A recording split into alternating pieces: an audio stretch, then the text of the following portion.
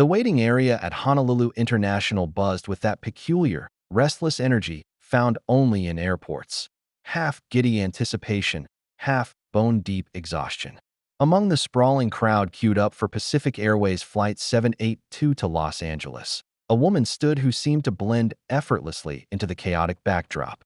She wore a wide-brimmed straw sun hat that cast her face in shadow, oversized sunglasses, and a relaxed linen shirt half-tucked into a pair of faded jeans.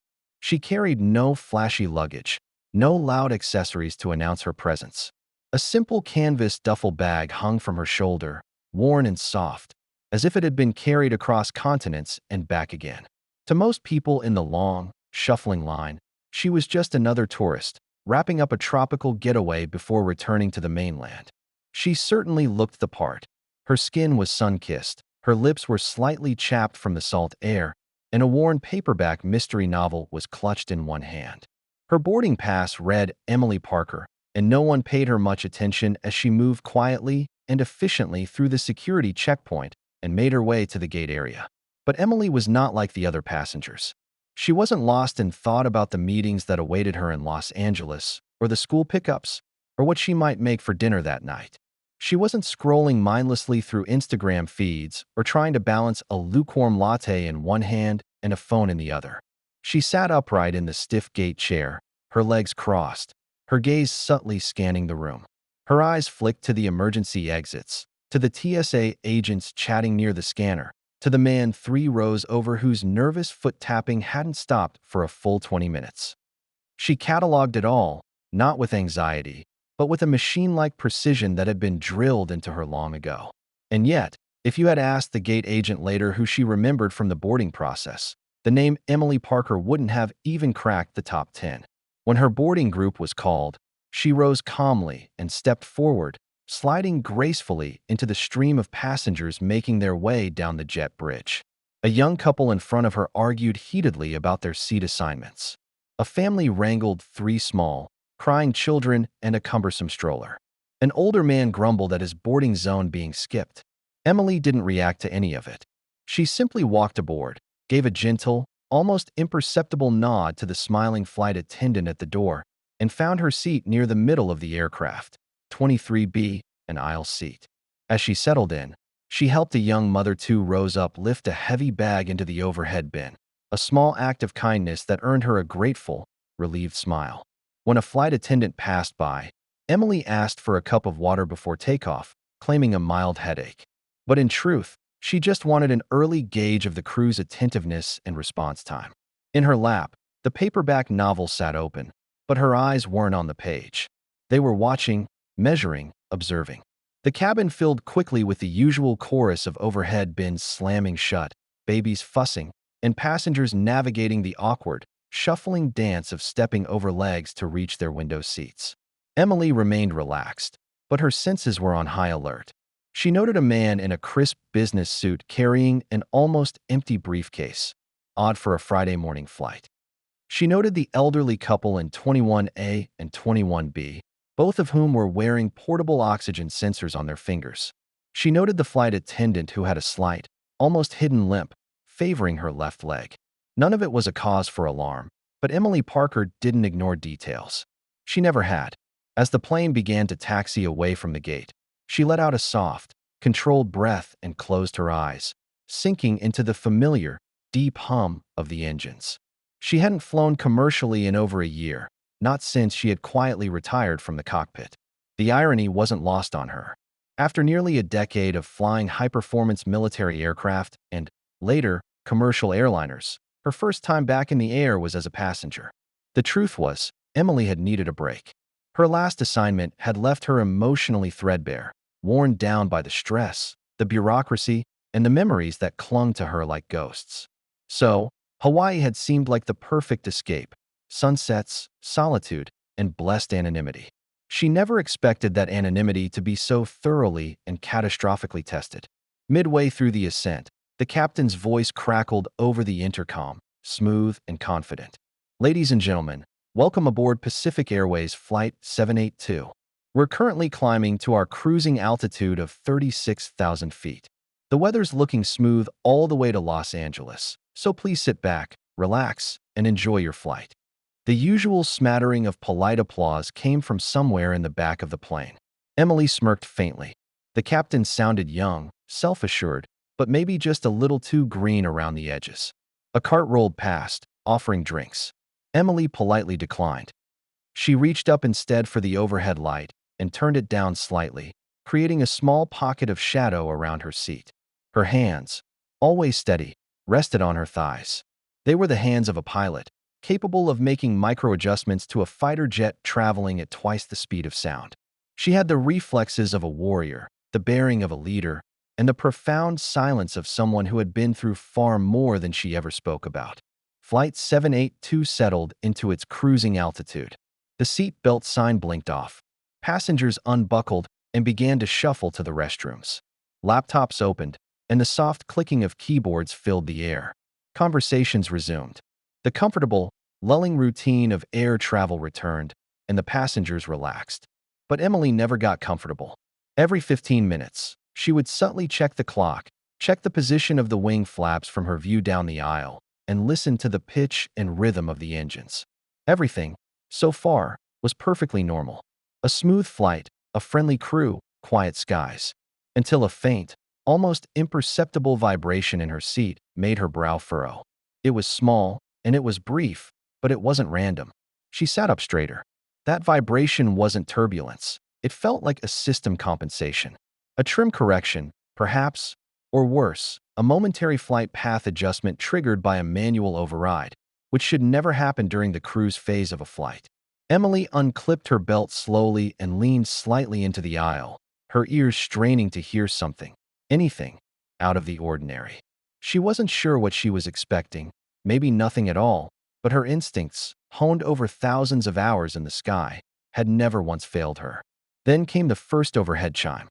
The fasten seatbelt sign flicked back on, followed by an automated, pre-recorded message.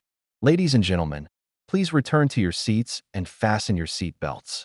The captain has turned on the fasten seatbelt sign due to expected turbulence." Expected, Emily thought. That wasn't on any of the pre-flight weather radar she had glanced at in the terminal. The forecast had been crystal clear all the way to the coast. No storms, no jet stream turbulence, no sudden pressure drops. She sat back down but remained tense, her body coiled like a spring. 10 minutes passed in uneasy silence. And then the plane lurched, hard. A violent, sickening jolt that sent gasps echoing throughout the cabin. Luggage thudded heavily in the overhead bins. A drink cart toppled over at the back of the plane with a loud crash. Children began to cry. A man swore loudly. Emily gripped the armrest, but not in fear. She was bracing herself, her mind already analyzing the movement. Her instincts flared hotter now. She looked around the cabin, at the wide, fearful eyes of the other passengers. Something wasn't right. She turned to the nearest flight attendant, who was hurrying back to her jump seat, her own face pale. "Is everything okay up front?" Emily asked, her voice calm and even. The woman's eyes widened for a fraction of a second. "I'm sure it's just turbulence, ma'am. Please stay seated." But Emily saw it in her face, in the slight tremor in her hands. The crew didn't know what was happening either. Her eyes flicked to the cockpit door, which was still firmly closed. A familiar feeling washed over her, not of dread, but of readiness. It was the same feeling she used to get seconds before a combat training exercise began. The same feeling she had experienced just before landing a crippled aircraft in a blinding crosswind. She didn't know what was going on yet, but Emily Parker knew this much with absolute certainty.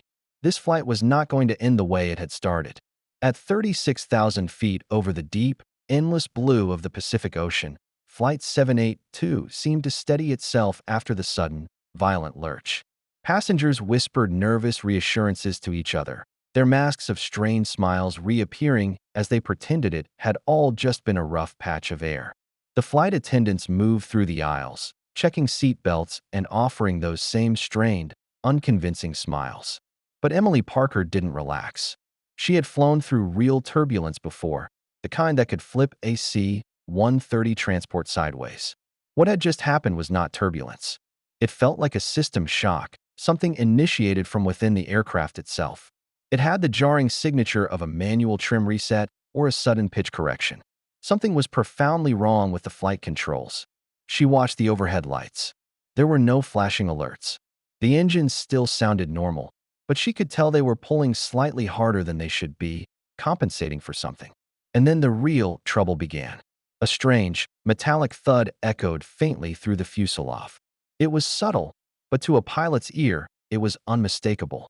Emily sat up even straighter, her eyes scanning the cabin. Other passengers had noticed it, too. Several heads turned, their faces etched with confusion. The young mother she had helped earlier clutched her toddler closer, her knuckles white. That's when a voice crackled from the intercom, distorted, clipped, and filled with static. "This is the captain experiencing a..." The voice cut out. There was a burst of static, and then nothing. The intercom went dead. Panic didn't explode immediately, but a creeping, insidious tension began to infect the air. People looked around at each other, some laughing nervously, trying to brush it off. A man tried pressing the flight attendant call button, but it didn't light up. Another passenger stood up to go to the lavatory, only to be told in a tight, firm voice by a crew member to remain seated. Emily noticed that the flight attendants were now huddled by the galley, whispering quickly to each other, their eyes constantly flicking toward the front of the plane.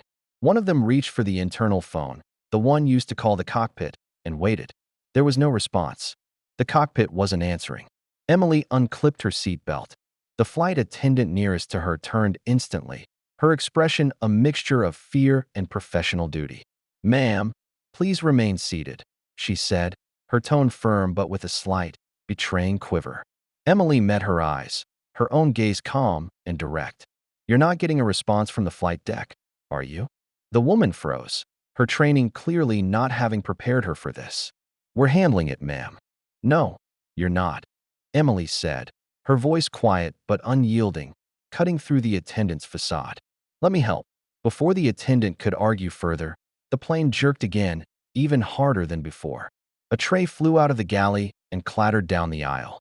Someone screamed, and this time, Emily could hear faint alarms ringing from the cockpit, too distant to decipher, but loud enough for her to recognize. They weren't cabin alerts. They were critical system failure tones. She knew them well. A new voice, rushed and shaky, came over the intercom, this time from one of the flight attendants. "Ladies and gentlemen, please remain seated and keep your seat belts fastened. We are currently experiencing a situation. If there is a licensed pilot on board, we ask that you please make yourself known to the crew immediately." It was as if all the oxygen had been sucked out of the cabin. Passengers turned in their seats, their eyes wide with terror. A hush of disbelief rippled down the rows. And Emily Parker, the quiet, unassuming woman in 23B, stood up. She didn't rush. She didn't flinch. She simply reached into her carry-on bag, pulled out a black nylon folder, and opened it for the stunned flight attendant to see. Inside was a laminated Federal Aviation Administration pilot's license, alongside a Department of Homeland Security ID. "I'm Captain Emily Parker," she said, her voice clear and authoritative. "Formerly with the United States Air Force and Pacific Skies Airlines. I'm qualified on Boeing 737s, 747s, and Airbus A320s. I need access to the cockpit. Now." The flight attendant blinked, her mouth hanging open. You're really a pilot?" "I'm your best shot at landing this aircraft," Emily replied, her tone leaving no room for argument. "Now, please." The woman hesitated for only a second longer before pulling open the jump seat latch and leading her forward, down the aisle. A wave of gasps and whispers followed her as she walked. Emily ignored them all. When she reached the cockpit door, she found the backup keypad already in emergency mode. The door was unlocked. Her heart sank a little. She pushed it open slowly, and what she saw would haunt her for the rest of her life. Inside the cockpit, the co-pilot was slumped in his seat, his eyes closed, his face pale and beaded with sweat. The captain was still conscious, but barely. His skin was flushed red, and he was shaking as he fumbled with the controls, blinking rapidly. "Oxygen failure," the captain croaked, his words slurring. "Something in the air vent." Emily moved fast. She hit the emergency override on the ventilation system, sealing the cockpit's airflow from the rest of the cabin. Then she pulled the backup oxygen mask from behind the seat and strapped it to the captain's face. But it was too late. He slumped sideways, unconscious. For a moment, everything was silent, just the hum of the engines and the rising tension of the alarms echoing through the small cockpit. Emily slid into the left seat, the captain's seat. The controls felt sluggish, heavy. The autopilot had disconnected, and the plane was veering slightly south of its planned course, heading directly toward restricted military airspace. She glanced at the navigation panel. No response from Los Angeles Center. She tried the radio, her voice crisp and professional. LAX Center, this is Flight 782, declaring an emergency. Repeat, this is Flight 782. Both pilots are incapacitated. We are requesting an immediate emergency vector. Do you copy? Only static answered. Her fingers moved fast across the switches, flipping to the universal emergency frequencies. Finally, a distant, crackling voice responded. Flight 782, say again, who is on the mic? This is Captain Emily Parker, licensed FAA commercial pilot, now assuming command of Pacific Airways Flight 782. I am flying solo. Situation on board includes dual pilot incapacitation due to a possible toxic event. Requesting vector to the nearest viable landing strip. There was a long, stunned pause on the other end. Copy that, Flight 782. We are alerting emergency services and diverting you to Edwards Air Force Base. Repeat, Edwards is your best option. Are you able to maintain your current altitude? Emily looked over the panels. The main autopilot was out. It was manual flight mode only. Some of the hydraulic assist functions felt sluggish, but the engines were holding steady. The fuel was tight, but it was manageable. I can hold altitude for now, she replied. But I will need a straight-in descent approach. I don't trust these controls for a steep vector. Back in the cabin, the passengers were no longer whispering. They were wide-eyed, gripping their armrests, staring at the closed cockpit door. The intercom had remained silent for another full minute before it finally clicked on again. A new voice came through, firm, clear, and completely unshaken. Ladies and gentlemen, this is Captain Emily Parker speaking. We have experienced a medical emergency in the cockpit. I have assumed command of this aircraft and will be flying us to an emergency landing site at Edwards Air Force Base in California. I need you all to remain calm and follow all instructions from the cabin crew. We are in control. The cabin erupted not in panic, but in pure, breathless silence. They listened. They obeyed. Because whoever Emily Parker was, she sounded like she had done this before. And deep down, every single person on board sensed the same undeniable truth. She was the reason they still had a chance.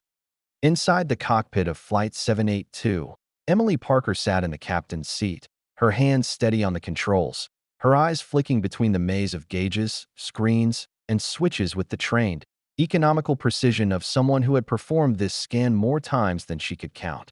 The entire flight deck had gone silent, except for the intermittent, low drone of system warnings and the soft, rhythmic rasp of oxygen flowing from her own mask. The co-pilot remained slumped in his chair, unconscious but still breathing. The captain, now dazed but slightly more lucid, had been carefully pulled into the observer's seat behind her, his head supported by a rolled-up jacket from the emergency kit. Emily had managed to stabilize the plane's pitch and altitude, but the aircraft's main autopilot was completely fried, and several of the primary navigation instruments had flickered out entirely.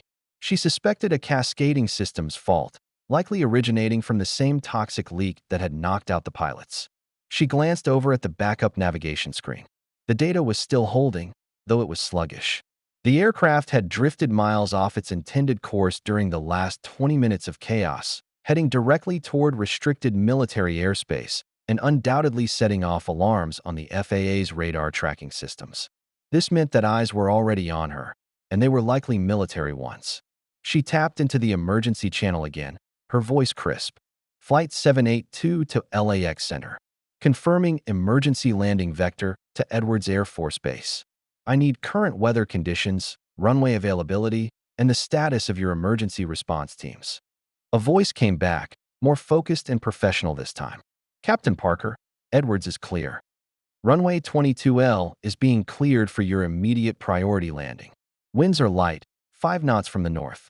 Paramedics and a full hazmat team are standing by on the ground. Please confirm souls on board. 320, she replied without a moment's hesitation. Repeat, 320. Our current fuel level is approximately 9,000 for 100 pounds. The aircraft is airworthy, but its systems are compromised. Copy that. 782. We are tracking you. You have control. She already knew that. Back in the cabin, the mood had shifted from raw confusion to a brittle, anxious silence. The kind that fills the air when people are teetering on the precipice between sheer terror and profound awe. The passengers of Flight 782 had heard Emily's voice come through the intercom only once since the emergency had begun, but that single, authoritative transmission had changed everything. It was as if someone had flipped a switch. The rising panic had drained out of the cabin, replaced by a tense, quiet obedience. They had no idea who was flying the plane now. The name Emily Parker meant nothing to them. But her voice had carried a certainty that no amount of standard commercial pilot training could ever teach. In row 18, a teenager whispered to his father, "Did you see her when she got up? She didn't even look scared." A few rows back, an elderly man with a cane muttered to his wife, "She walked down that aisle like she owned the damn sky." Near the back of the plane, the flight attendants were checking in with each other, moving between the rows with newfound purpose, calming passengers and distributing oxygen masks just in case. One of them, a young woman named Brielle, had been the one to see Emily's credentials up close. She couldn't stop replaying the moment in her head. Asterisk, she just stood up and said she was a pilot. Just like that. Asterisk, and the incredible thing was, they had all believed her instantly. She hadn't shouted. She hadn't panicked. She hadn't even hesitated. Emily Parker had walked into that cockpit with the quiet, unshakable confidence of someone who had seen far worse and had lived to tell the tale. But who exactly was she? Inside the cockpit, Emily took a deep, steadying breath.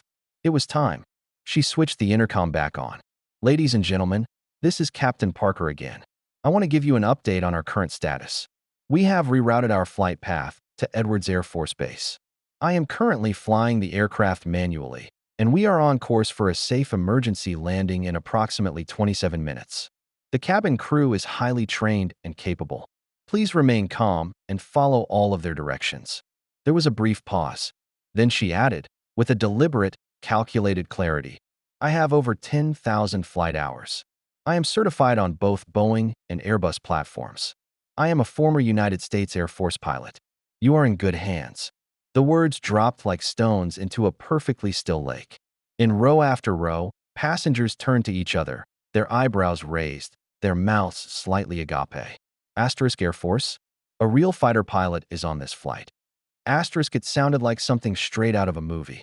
For Emily, the announcement was more than just a means of reassurance. It was a conscious decision. She had spent years actively avoiding attention, stepping out of the spotlight after a grueling decade of deployments, near misses, and classified missions. There had been a time when her name was whispered with a mixture of reverence and fear in Air Force briefings. Ghost Hawk, they used to call her. The epitome of precision under pressure. The pilot who never cracked. The one who had famously landed a crippled F-15 after it had taken missile damage over the Syrian border. But after losing her wingman during a mission that had gone sideways, she had walked away from it all, quietly and without fanfare. There was no farewell tour, no press releases, just a transfer to a low-profile security role in civilian aviation operations. She hadn't flown an aircraft in months. And now, here she was, back in the sky, with hundreds of lives in her hands once again. Not by choice, but by pure, undeniable instinct. 20 minutes to landing. The control panel flickered again. A low warning chimed. Hydraulic system 2 was showing a partial pressure loss. Emily's hands moved automatically, her fingers dancing across the console as she checked the redundancy lines, rerouting the actuator control to System 1B. The aircraft responded, but it did so slowly, sluggishly. Landing this thing would be like trying to guide a brick through heavy wind shear. She would have to fight it the whole way down. Edwards Tower, this is Flight 782. I'm showing a hydraulic failure on System 2. Requesting emergency brake assist and a tow on arrival. Be advised, this landing will be heavy. The reply came without a moment's delay. Affirmative, 782. The brake net is being deployed at the end of the runway. Fire and rescue teams are on standby. She had landed fighter jets with half a wing missing and a 30-second fuel window. She could do this. But what weighed heavier on her mind than the crippled aircraft was the chilling thought. What if I hadn't been on this flight? The flight crew had begun to regain their composure. One of the male attendants, Scott, approached the cockpit cautiously and spoke through the closed door. "Captain Parker, is there anything at all we can do to help?" Emily opened the door just slightly. Her face was flushed, a thin sheen of sweat on her brow. "Yes, keep the cabin calm and have your strongest attendants in place during the landing. We might come in hard." Scott nodded, his expression grim but determined. "And one more thing," Emily added, her eyes narrowing slightly. "You might hear some chatter from outside. Fighter jets. Don't worry about them. They're just watching." Indeed, two sleek F-16s had appeared beside Flight 782, one on each wingtip, their presence both a comfort and a stark reminder of the gravity of the situation. Their pilots could see straight through the cockpit glass, and what they saw surprised them. Instead of a panicked civilian or a struggling flight attendant, they saw a woman in full, calm control, flipping switches and guiding the massive aircraft as if she had flown it her whole life. Which, in many ways, she had. 17 minutes to touchdown. Emily gripped the yoke, adjusted her heading, and watched as the desert floor below began to take shape. She wasn't just a tourist anymore. She was the singular difference between a tragedy and a miracle, and 320 people now knew her name. Altitude, 29,000 feet. Descent rate, 1,200 feet per minute. Time to Edwards Air Force Base, 16 minutes. Emily Parker stared at the instrument panel, her hands a blur of deliberate, precise movements as she adjusted the aircraft's heading and manually rebalanced the trim. The hydraulic pressure in System 2 continued its slow, steady drop. The aircraft was responding to her inputs, but just barely. Every correction felt like trying to steer a stubborn, uncooperative freight train on a sheet of ice. One wrong move, and she would overshoot the airbase entirely. One wrong pitch adjustment, and the wing flaps could jam, sending them into an unrecoverable stall. But she didn't let the fear in. Not now. She had learned long ago, in the crucible of combat, how to fly through fear. It wasn't the absence of fear that kept you alive. It was your ability to act decisively in spite of it. She had been a 26-year-old Air Force captain during her first combat mission, dodging a volley of surface-to-air missiles over a no-fly zone while desperately trying to keep her injured wingman alive. Compared to that terrifying day, this was calm seas. Mostly, a new warning light blinked to life on the console. This time, it was a cabin pressure alert. It wasn't a major drop, but it was enough to activate the automatic outflow valve. Emily responded instantly, opening a backup control panel and manually adjusting the rate to stabilize the pressure. The cockpit hissed as the airflow changed. She glanced over at the unconscious co-pilot. He was still stable, still breathing, but his face was deathly pale. The captain, now slightly conscious, groaned from the observer's seat behind her. Emily didn't turn to him. She couldn't afford the distraction. Her entire focus was on the next 10 minutes and the last 10,000 feet of their descent. Back in the cabin, the atmosphere had shifted again.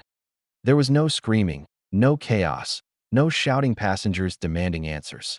Instead, there was something far more unnerving, a quiet, waiting tension, as if 320 people were collectively holding their breath. The intercom had been silent for nearly 5 minutes. The only real sound was the steady hum of the engines and the soft rustling of oxygen mask packets being handed out row by row as a precaution. The flight attendants were doing their best, but they weren't trained for this. Not for watching fighter jets escort their own plane through the sky. Not for watching their passengers scan the windows and spot the flashing emergency lights waiting for them on the ground. In seat 14D, a tech executive named Harrison sat with his hands folded so tightly in his lap that his knuckles were white. Across the aisle, a nervous teenager kept glancing at the cockpit door, as if he expected someone to walk out and tell him this was all just an elaborate prank. But it wasn't. At the very front of the aircraft, the lead flight attendant, Brielle, took a deep breath and lifted the intercom handset. "Ladies and gentlemen, we are beginning our emergency descent.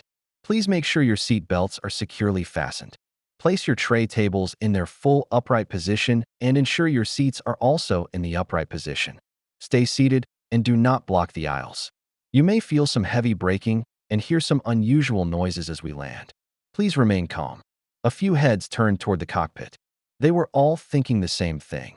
Who is really flying this plane? Emily's eyes flicked to the heads-up display. She was flying with partial avionics now, half of the readings lagging by a second or two, just enough to force her to rely on her gut instinct and the feel of the aircraft. She dialed in the new heading, 084. There was a slight crosswind. Runway 22L was long, over 15,000 feet, and she would need every inch of it. The emergency crews on the ground had prepared brake nets at the far end of the runway, just in case. Edwards Tower, this is Flight 782. Altitude now at 19,000 feet. Requesting clearance for a straight-in approach. Flight 782, you are cleared for final. Runway 22L is all yours. The emergency team is standing by. Your fighter escort will break off at 5 miles. She could feel her own pulse now, slow and deliberate. Her fingers tightened around the yoke. Almost there, but the hardest part was still to come. The descent steepened as Emily adjusted the flaps and calibrated the thrust, being careful not to overcorrect. Any sudden, jerky movement could blow the weakened hydraulics completely. Another warning light flashed. Flap deployment error. She swore under her breath. The flaps on the right wing hadn't fully extended. They were stuck at 22 degrees, while the left side was at a full 30. She would have asymmetrical lift on her final approach, a recipe for disaster. But she could still do it, if she kept the approach stable and didn't fight the aircraft's natural tendency to pull to the right. It would mean manually adjusting the rudder with her feet during the final 2 minutes of the landing. It was tricky. It was dangerous. It was not impossible. She just needed room, focus, and a cabin full of very calm passengers. Back in the cabin, Scott, the lead male flight attendant, was walking down the aisle slowly, checking belts one last time. He stopped at Emily's now empty seat.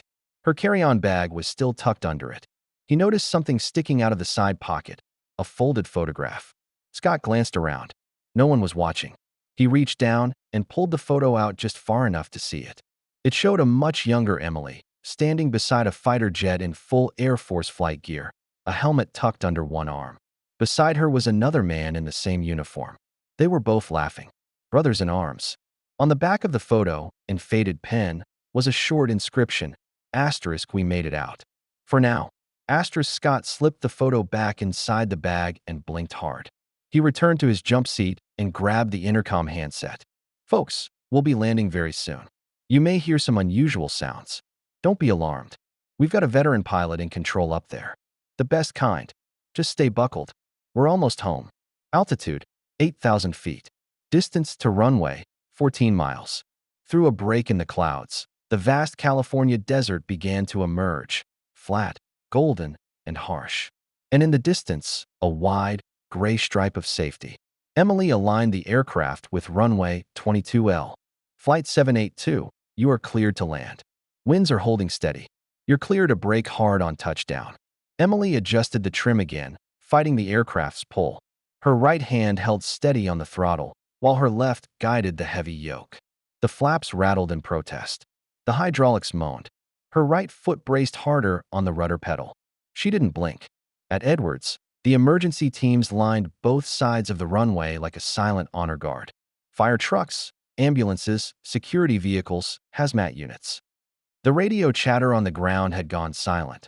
All eyes and ears now focused on the Silver Pacific Airways plane making its way through the sky like a ghost that was refusing to fall. The two F-16s peeled off and disappeared behind distant ridgelines. The sky was Emily's alone now. Cabin crew, brace for landing. Emily said over the intercom, her voice cool and measured. In the cabin, the flight attendants echoed the message, their voices tight but firm. Brace. Brace. Heads down. Stay down. Passengers gripped their armrests, their eyes shut tight. Prayers were whispered. Teeth were clenched. In the cockpit, Emily leveled the aircraft just above the runway. Come on, she whispered to the machine. She eased the nose down. The landing gear screamed as it met the concrete. The plane bounced once, hard, but then settled. She hit the manual brakes, holding them with everything she had. The aircraft groaned, vibrating violently as it slowed, its tires smoking. The brake net at the far end of the runway loomed ahead. 10 seconds. 5, 2, stop. The aircraft shuddered, groaned one last time, and finally came to a complete halt, just 20 feet from the net. Silence. Then, From inside the cabin, a single child cried. And then came the sound that Emily hadn't expected to hear. Applause. For a full 5 seconds after the aircraft shuddered to a complete stop, Flight 782 remained eerily silent. There was no screaming, no immediate celebration, no frantic rushing to unbuckle seatbelts. It was the profound, breathless silence of disbelief. 320 passengers sat frozen in the space between shock and salvation, their minds struggling to comprehend what had just happened. They were alive. They had landed. But nothing about it felt real yet. In the cockpit, Emily Parker exhaled slowly, a breath she felt like she had been holding for the entire descent. Her hands, which had been clenched on the yoke with superhuman strength, finally released. Her shoulders ached from the unrelenting tension. Her shirt was stuck to her back with sweat. She pulled off her oxygen mask and leaned her head back against the worn leather of the seat, her eyes fluttering shut for just a moment. She had done it. The adrenaline still coursed through her veins, a familiar, fiery hum, and she knew they weren't finished yet. Emily turned toward the co-pilot. He was still unconscious, but his breathing was stable.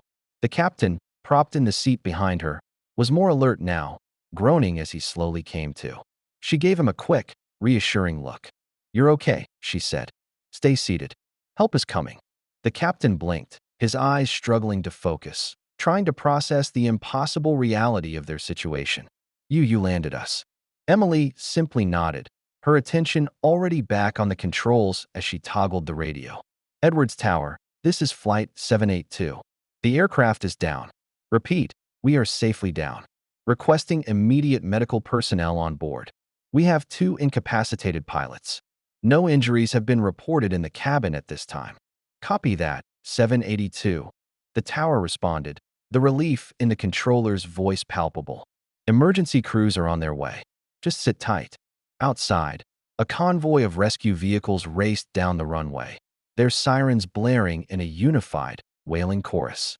Fire trucks, ambulances, and specialized hazmat units converged on the stationary plane. It looked like a response for a war zone, with responders in bright red suits, heavy masks, and portable oxygen tanks. This was no routine emergency landing. The aircraft had been tagged for a potential onboard contamination event. Inside the cabin, the passengers began to stir. One voice whispered, "We're alive." Another, "Did we really just land?" The brittle tension shattered as the reality of their survival began to sink in. Tears flowed freely. Someone sobbed audibly. A woman shouted, "Thank you," to no one and everyone in particular. Then the applause erupted again, louder this time, a contagious, cathartic wave of gratitude and relief. Seatbacks banged as people clapped with all their might. Some were crying, others were laughing hysterically, and all of them were staring at the cockpit door. The woman who had flown them to safety had not yet emerged. Back in the aisle, Scott, the lead flight attendant, unstrapped himself from his jump seat and rushed toward the cockpit. He knocked once before slowly pushing the door open. Inside, Emily was still at the controls, her hands resting lightly on the yoke, as if her body didn't quite trust that the landing had actually happened. Scott's voice was soft. "Captain Parker, you did it." Emily didn't smile, not yet. Her eyes performed one final, habitual scan of the instruments. Old habits die hard. "Are the emergency crews boarding?" she asked, her voice low. "They're rolling the stairs up now. Medics are on standby. Start the disembarkation from the back of the plane," she instructed. "Keep people seated up front until the hazmat team gets to the flight deck. We still don't know what knocked out the pilots." Scott hesitated. "The passengers, they want to see you. They want to thank you." Emily finally looked up at him, the steel in her expression softening slightly, her voice dropping even lower. "Right now, they need safety and order more than they need closure. Let's get them off the plane. Then I'll talk." Scott nodded and turned to leave, pausing only to say, "They are never going to forget you." 10 minutes later, the rear doors of the aircraft opened, and fresh, cool desert air poured into the cabin like a blessing. The flight attendants carefully coordinated the rows of passengers, guiding them down the portable stairs to a designated quarantine zone on the tarmac. Paramedics stood ready with stretchers, assisting the elderly and checking for signs of shock and trauma. Each and every person that stepped off that plane looked back once, not at the long, scarred runway, But at the aircraft itself, at the cockpit window, at the faint silhouette of a woman's figure behind the glass. "She saved us," one man said simply to the person next to him. "Whoever she is, she saved every single one of us." On the ground, a military officer in full uniform had arrived on the scene, flanked by the Air Force Base commander and a senior medical director. They approached the aircraft with a mixture of urgency and reverence. One of them held a printout. Emily's credentials had already hit their desk. "Captain Emily Parker," the officer muttered, scanning the name. "I'll be damned. You know her?" the commander asked. "She flew recon missions over Helmand Province. Ghost Hawk, they called her.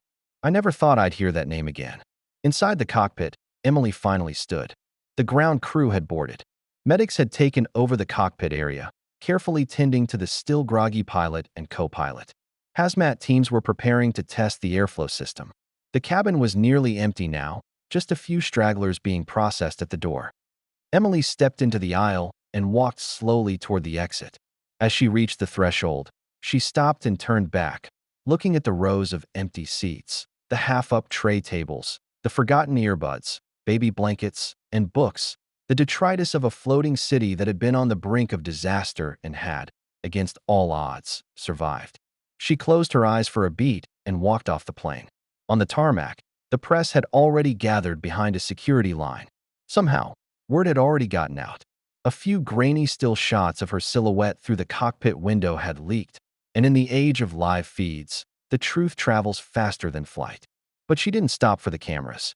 She didn't wave or pose for them.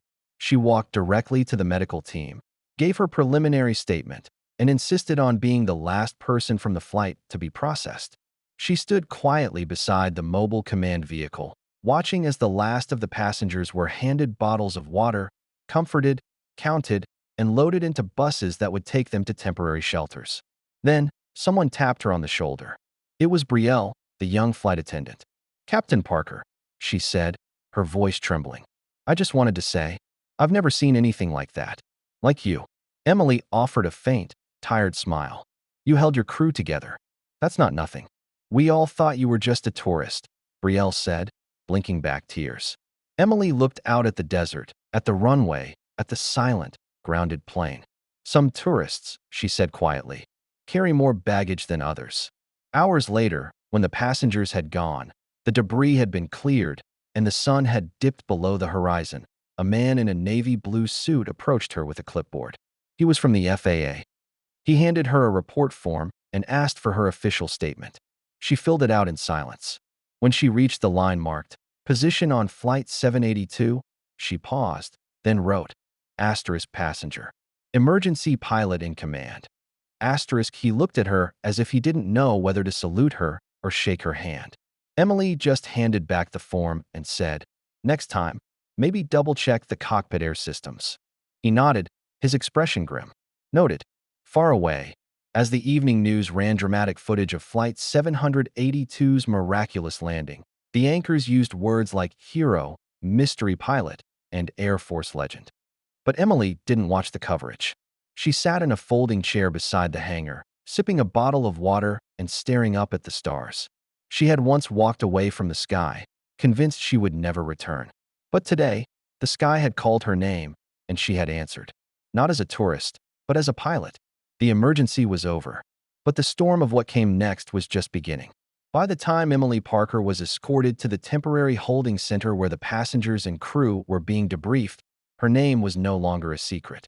Someone in the chain of command had connected the dots between the passenger manifest, the military records, and the leaked air traffic control logs. A few sharp-eyed journalists had pieced together the incredible story of who had saved Flight 782. And just like that, the Ghost Hawk had a face again. Emily sat in a quiet corner of the makeshift command post, watching a looping feed of news anchors discussing the incident in real time on a small television. An unidentified passenger took control of the aircraft after both pilots were incapacitated, former decorated military service, call sign Ghost Hawk, believed to have retired quietly from the Air Force 5 years ago.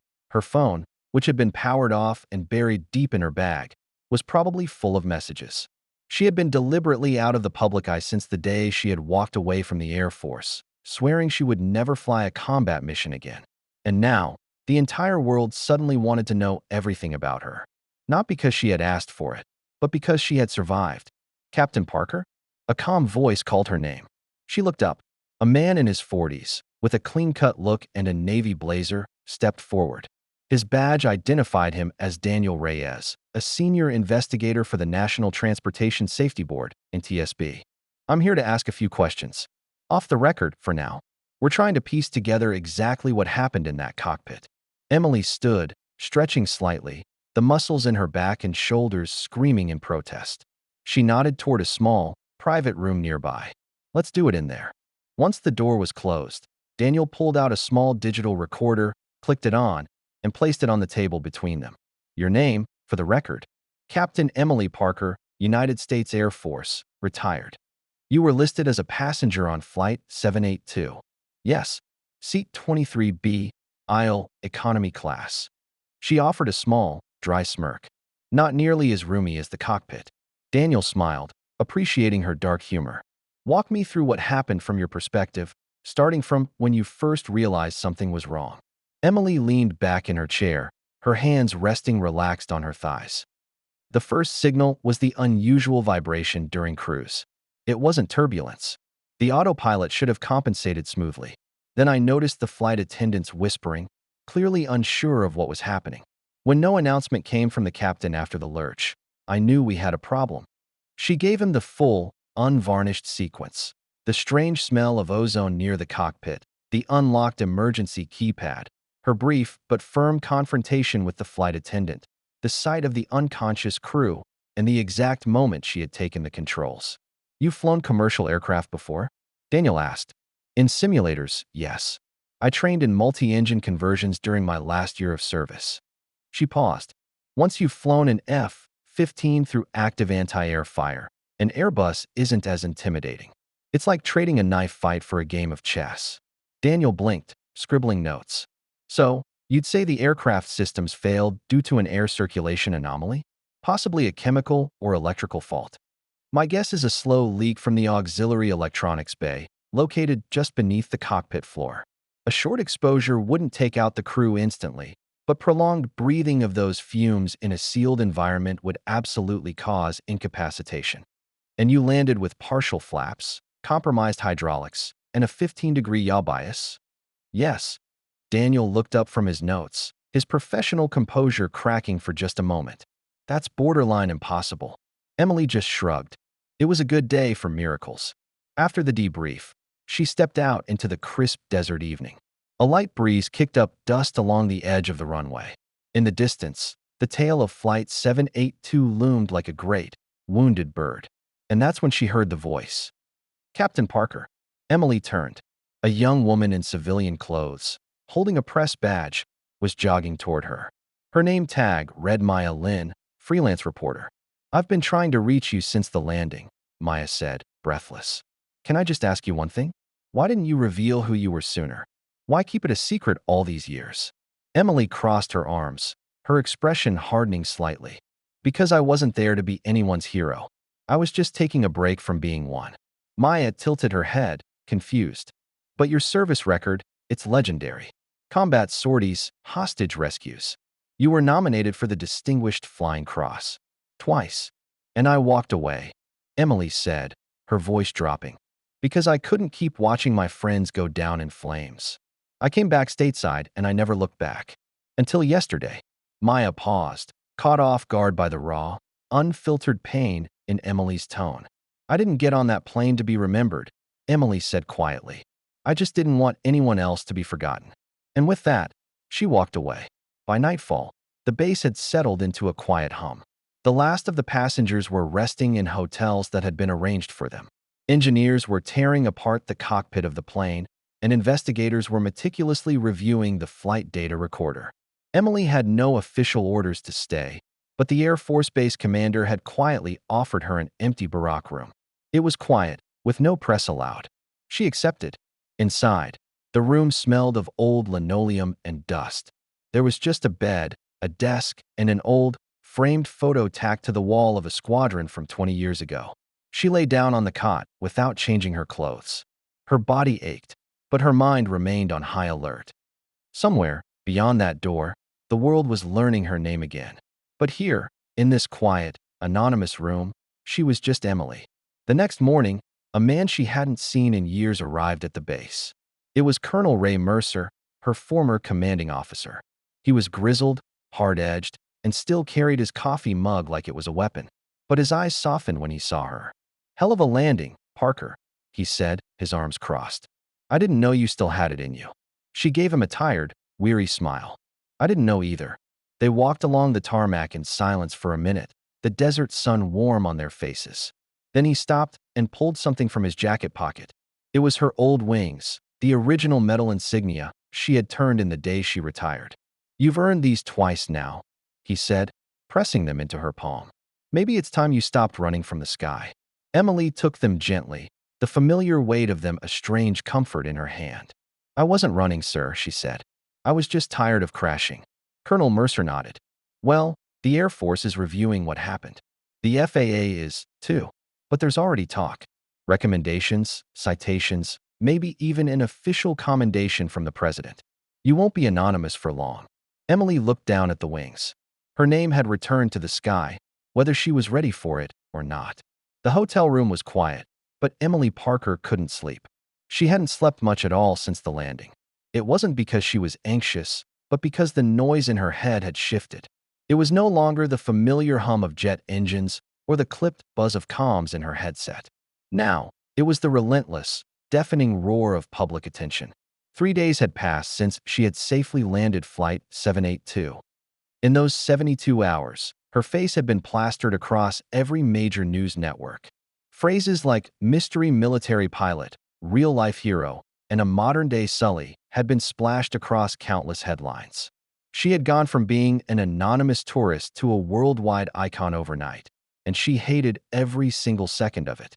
Her phone, which she had finally turned back on, vibrated on the nightstand again. She didn't check it. There were dozens of voicemails, hundreds of text messages, interview requests from morning shows, offers for lucrative book deals. Every military contact she hadn't heard from in years had suddenly reached out. Old squad mates, former commanders, even a few opportunistic politicians. Everyone had something to say. Everyone wanted a piece of her story. But what they didn't seem to understand was that Emily had never done any of it to be remembered. She had saved 320 people because it was what she knew how to do. Because someone had to. Because she could. She hadn't done it for the applause, and she certainly hadn't done it for the fame. At 8 a.m., there was a soft knock on her hotel door. Emily opened it to find Brielle, the young flight attendant from Flight 782. She was holding 2 coffees and a thick manila envelope. "I thought you might need this," Brielle said, offering her one of the drinks. "And this." Inside the envelope was a collection of letters, signed by all the passengers from the flight. There were dozens of handwritten notes, some scribbled in shaky, emotional penmanship, others written in neat, careful cursive. Some had included family photos. One child had drawn a colorful picture of the plane with a stick figure of Emily standing on top, her arms outstretched like a superhero. Emily swallowed hard, a lump forming in her throat. "I don't know how to say thank you enough," Brielle said, her own eyes welling up. "So I'll just say this. I'm applying to flight school. You reminded me why I love the sky." Emily looked up at her, her own eyes now wet. "You'll be a damn good pilot." Later that morning, she was escorted to an Air Force briefing, not as an officer, but as a guest of honor. The base commander's office had been converted into a press-free zone, with strict orders to keep out all media until the official debrief had concluded. Colonel Mercer greeted her at the door. "Parker," he said with his usual gravelly voice. "You're trending. Higher than the Super Bowl." She groaned. "Exactly the nightmare I was trying to avoid." He chuckled, then his expression grew serious. "You've been requested to speak before the FAA board next week. Also, the Pentagon is looking into a special commendation. Someone wants to make this a national news story." Emily crossed her arms. "It already is." "Yes, but we're talking about legacy stuff. Public honors, memorials, maybe even a formal reinstatement ceremony." Emily stiffened. "I'm not coming back, Colonel. I did what I had to do. That doesn't mean I want to wear the uniform again." "I know," he said quietly. "But the world isn't asking you to. It's just trying to thank you. You should let it." Meanwhile, the world outside would not calm down. Journalists were camped outside her hotel. Her parents were being hounded by reporters in their quiet Ohio suburb. A major publishing house had emailed her a draft book proposal with the working title, The Passenger Who Landed a Plane. Even a Hollywood agent had reached out, claiming he could get the rights to her biopic made. Emily ignored them all. The only people she agreed to speak with were the passengers themselves. One night, she hosted a closed-door gathering at a nearby community center where over 100 survivors from the flight had reunited. There were hugs, tears, and long, quiet moments of shared understanding. No one tried to take selfies with her. No one live-streamed the event. They just said thank you. A woman in her 70s approached Emily, her voice trembling. "I was flying to see my first grandson. He was born the day before the flight. I would have never gotten to meet him if it weren't for you." Emily didn't reply. She simply hugged her. Another man, an ex-Marine, offered her a sharp salute. "You reminded me what real valor looks like, ma'am." Despite the media chaos, the official investigation moved forward quickly. The NTSB confirmed that a slow, odorless leak in the avionics bay had released neurotoxic fumes directly into the cockpit's sealed ventilation system. The pilots had been overcome gradually. A critical sensor that was meant to detect such a malfunction had been disconnected during a recent maintenance check. It could have easily been a catastrophic, unexplainable disaster. If Emily hadn't intervened exactly when she did, the plane would have likely run out of fuel or veered off course into the ocean, crashing somewhere over the uninhabited desert. Her decision to act had saved every single soul on board. The FAA called her in for a formal statement. The hearing was recorded but was kept private at her firm request. She answered every technical question in painstaking detail. There were no dramatics, no embellishments. When one of the board members asked if she felt like a hero, she gave the same answer she gave every time. "I did what any trained pilot would have done. I just wasn't supposed to be on duty that day." By the end of the week, Emily had only one destination left on her mind: home. Her flight back to Ohio was booked under an alias, but somehow, the airline staff still recognized her. The gate agent whispered, "Thank you," as she passed. The captain of the flight came out of the cockpit to greet her personally before takeoff. "I can't tell you what it means to all of us, what you did," he said, his voice filled with genuine admiration. Emily simply nodded. "Just fly safe." Back home, she stepped inside her modest townhouse and finally breathed deeply, quietly, completely. The silence was no longer heavy with ghosts. It was earned. Her living room was just as she had left it. A shelf held a few old medals she never looked at. A dusty flight jacket hung in the back of the closet. A framed photo of her and her old squadron was on the wall. She placed the thick envelope from the passengers next to the photo and added something else to the shelf: her wings. Not because she was considering a return to duty, but because she had finally remembered who she was. Not a mystery, not a myth, just a woman who still knew how to fly. It had been 6 weeks since the emergency landing of Flight 782, and Emily Parker no longer checked the news. It wasn't because she wasn't curious, but because she knew how the world worked. Heroes came and went. Stories burned bright for a moment, then inevitably faded. People moved on. The headlines had already changed, shifting from Ghost Hawk resurfaces to FAA investigates systemic failures to passenger flights resume normal operations. And Emily, she was back in her quiet hometown in Ohio. But normal was no longer something she really believed in.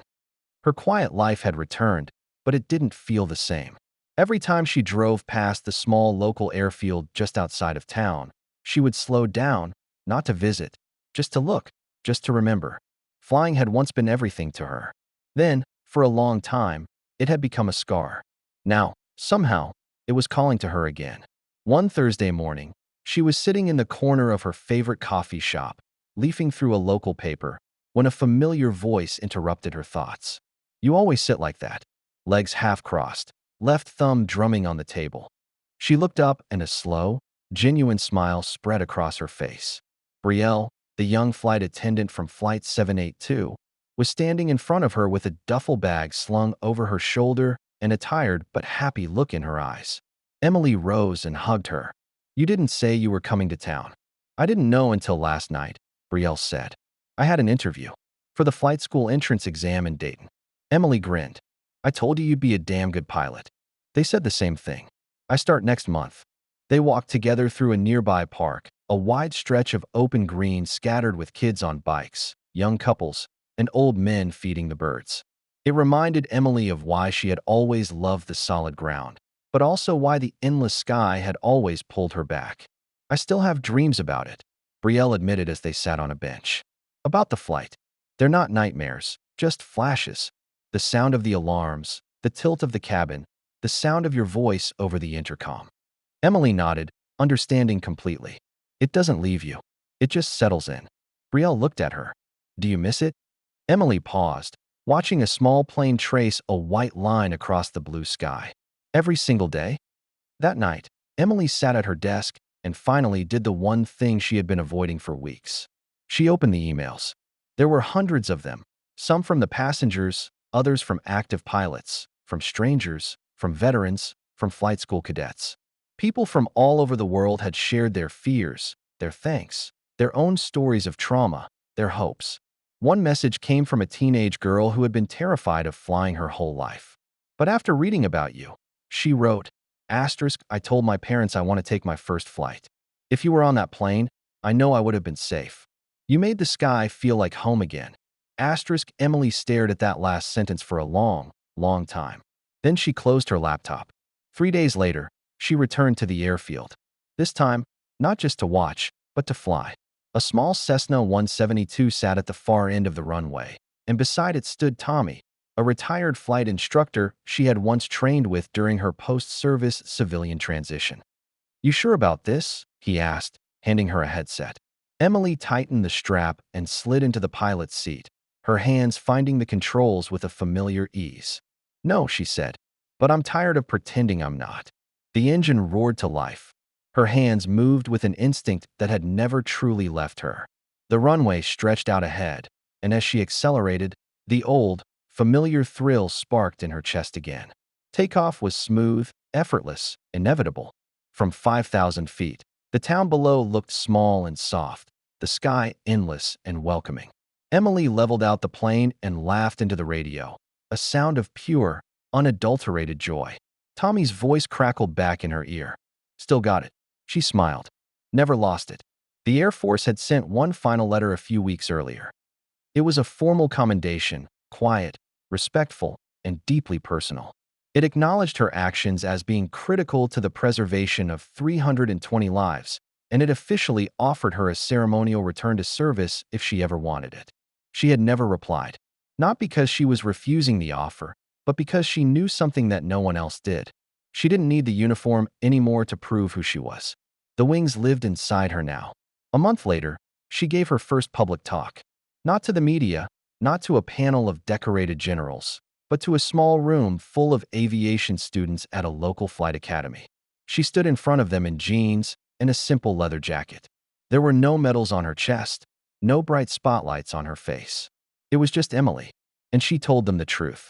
Not just about the fear, but about instinct, about how flying wasn't about ego or adrenaline. It was about responsibility. It was about the people in the back of the plane. It was about what it meant to be trusted with other people's lives. She ended with a single line. When the worst happened, I didn't save that plane because I was a hero. I saved it because I refused to let fear be the one to fly it into the ground. The room was silent for a moment. And then came the applause. In the weeks that followed, Emily accepted a part-time role at the academy, mentoring young pilots. She refused all television appearances, turned down every book deal, and gave no more interviews. But her story spread anyway, not because she pushed it, but because others did. The passengers carried it. The crew shared it. And strangers remembered it. She had become a symbol, even without trying. But more than that, she had become herself again. One autumn morning, 6 months after the emergency landing, she found herself standing outside the same gate at LAX where Flight 782 had first boarded. A little boy ran past her, laughing, pulling his rolling suitcase behind him like a race car. His mother chased after him, smiling nervously. Emily looked up at the flight board. Different flight, different destination, but the same sky waited outside. A gate agent passed by, did a double take, and then paused. Wait a minute, she said. You're the one from that flight, right? The pilot. The tourist who became a hero. Emily smiled softly. I was never just a tourist. And with that, She picked up her small bag, walked toward the large windows overlooking the runway, and watched a plane rise gracefully into the wide, open clouds. She watched not with fear, not with regret, but with a quiet, profound pride. Because the sky wasn't behind her anymore. It was still hers.